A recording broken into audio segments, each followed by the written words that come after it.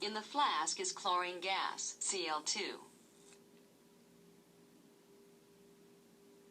Into it we place solid phosphorus, P4.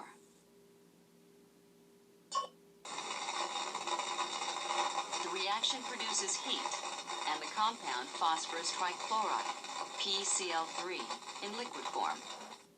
Okay, so actually we're going to look at that reaction coming up here in a minute. Let's go back to our PowerPoint slides. This should be a little animation to kind of show that on a molecular scale, what that looks like. In the reaction of a single P4 molecule with 6 Cl2 molecules, 4 molecules of PCl3 are produced. See, it's just kind of reminds me of if you're square dancing, which I did when I was a girl, just briefly. You kind of swing your partners. You switch partners. This is looking at the same thing. For instance, it talked about the P4, and you can kind of see the P4 here, and the Cl2, you can see it here, and it's forming the PCl3 over here. So what is the physical phase of the PCl3?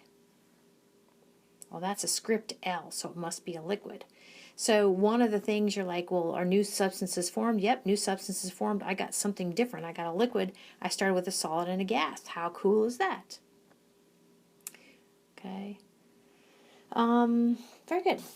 So one more equation or reaction to look at, and if I were to ask you, is this balanced? Hopefully you would say, yes, it is balanced. What is the coefficient associated with the MgO? Coefficient associated with the MgO is 2.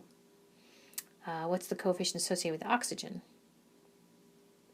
The coefficient, when I say coefficient, I'm sorry, I should say, when I say coefficient,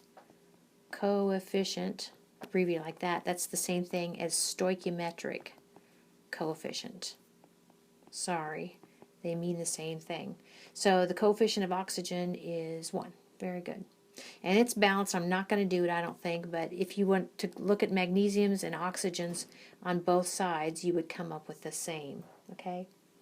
Now, I'm going to show you this. Actually, I'm thinking this is one that you guys did in the lab. See if it looks familiar. When magnesium burns in air, the magnesium is oxidized and oxygen reduced. The product of this oxidation-reduction reaction is a white solid, magnesium oxide. Does that look familiar? Remember when you guys had your little crucibles, and you didn't have it out in the open like this, but you had it in your porcelain crucibles. So yes, you did do that. One more slide to just kind of summarize or wrap up.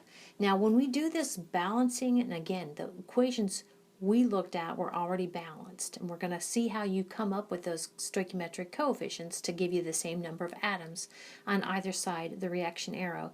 That, like I said before, is a conservation principle. It's the conservation of atoms, okay? More generally, it's the conservation of matter. Okay, matter is not created or destroyed in ordinary chemical reactions.